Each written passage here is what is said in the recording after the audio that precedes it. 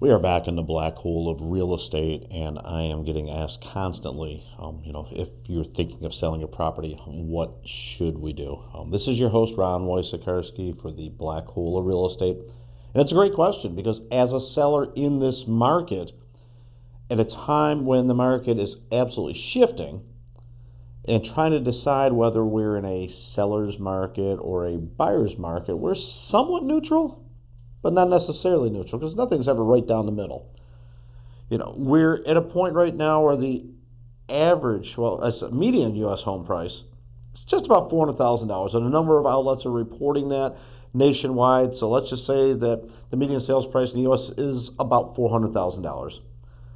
And pending home sales right now are lower than this point of last year nationwide. Now, pockets will be different, but off about 3.5% so far this year. That's a pretty big drop compared, maybe like February of this year is a time when you could have looked at that kind of a drop, but it could be a bit cyclical too when we see the ups and downs in the market. So I wouldn't read too much in pending home sales over 1 month being off a little bit. It could have been predicated on some end of first quarter sales or end of the month sales.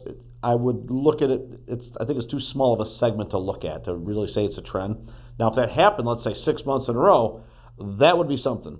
But if it's just up, down, that's not a market direction, is what I would say. There is definitely more interest in the market.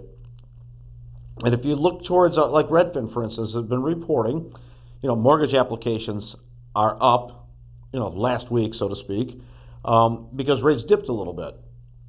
And the rates are currently about the lowest they've been since April. But again, in a vacuum, it could go up a little bit next week and applications could go down. But if you're looking for like something as a seller, like what would make my home more attractive? Well, if it was less expensive, you've got two levers, your price and the interest rates. If one of those two goes down, there's a good chance the monthly payment will go down for your buyer, which might get you the price that you're looking for. And home tours are up.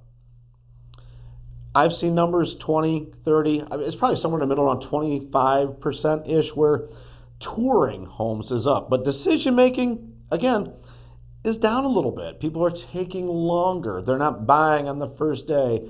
We're not seeing multiple offers. Remember that? Multiple offers, no inspections, waiving contingencies on appraisal, waiving everything.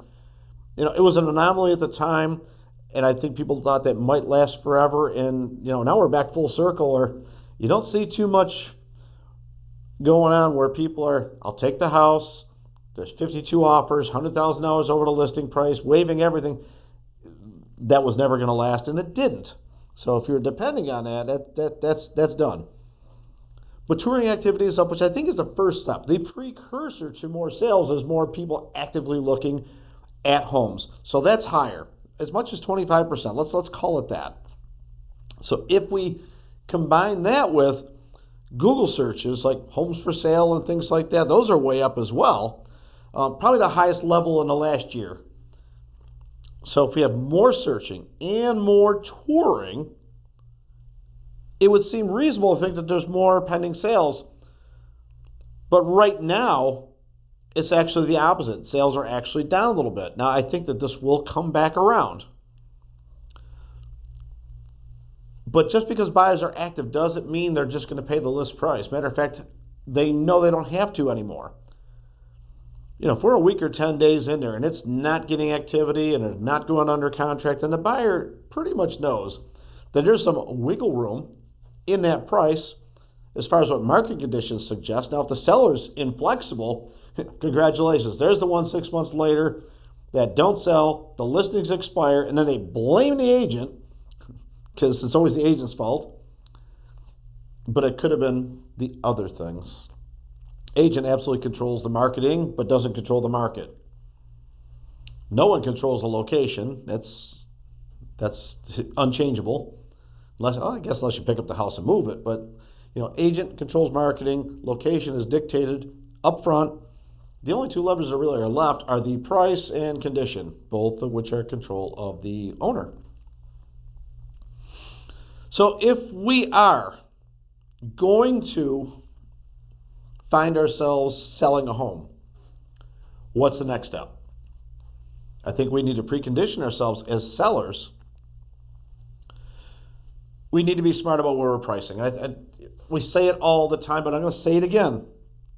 Price it right, sell it faster. You'll probably net more money if you price it right from the beginning than if you take a reduction down the end. It's been proven time and time again that if you're doing the price reduction route, you'll net less and take longer to sell. Case closed.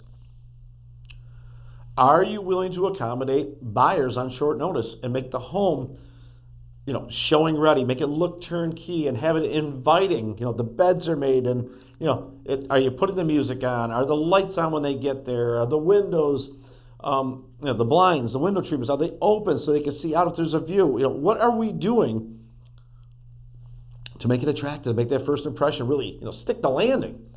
Because too many times I walk into a property and it's all shut, it's closed. The curtains are closed to save on the AC, the lights are off to save on the electric bill. Meanwhile, I walk into a cave. It's not inviting, it's not compelling. And if I got to walk around the room and open up the doors and windows and everything, I will, and I should. But as a seller, what if there's a 5-home tour and you're the only one that was amazing right from the get-go? The music was on, the smelled great, the chocolate chip cookies on the counter, so to speak, but it's light, and it's bright, and it's beautiful, and it's clean. That one's going to gain more favor, not only with the buyer, but the agent as well. So making it show ready is super important. There's also a thing about working with the right people. If you're a great negotiator and selling on your own, fantastic. A lot of people can do that. But hiring a good agent, a great agent that has a marketing plan and an ability to negotiate and a track record is probably something that a lot of people are going to look for to net the most money at closing. It just makes sense. You would want an expert at every level when there's involving, $250,000, $500,000, because $250,000, we throw that number out. $250,000, it's an expensive home. It's $250,000. $500,000, $500,000. That's a lot of money. Last I checked, not too many people are shopping for discount doctors or discount lawyers, and then they get amazed. Wow, it's like a $50,000 medical bill. Okay, well, we have a $500,000 house we're talking about, or a $400,000, the nationwide median average. Median average, that's not a thing. Median sales price, $400,000. What's that Wonka thing? Check that, reverse it. Well, we just did that. We really need to think about this from a seller's perspective. This is not a market that you can win in easily, but you can make it a lot harder if you're overpriced. If the home is not in good condition, it's hard to show, it's dark and just miserable when you walk in and uninviting. And if you have an agent and they happen to, not be the friendliest of sorts or want to cut you off or just, not be helpful, because that happens. It shouldn't, but it does. There's a lot of things that can conspire against you, even if you have an amazing home. So let's just walk that back.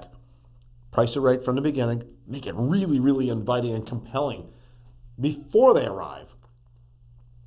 And then work with someone that has some flexibility, that's a great communicator, along with you to negotiate a deal that makes sense to you and the buyer. That's what I would do if I was selling in this market. So if you're thinking of selling and you'd like additional information, you know what to do. If you just wanted this information so that you as a professional can go out there and do a better job of selling your properties, I've just given you the formula on how to do better in a tough market. This is your host, Ron Wojciechowski for the Black Hole of Real Estate.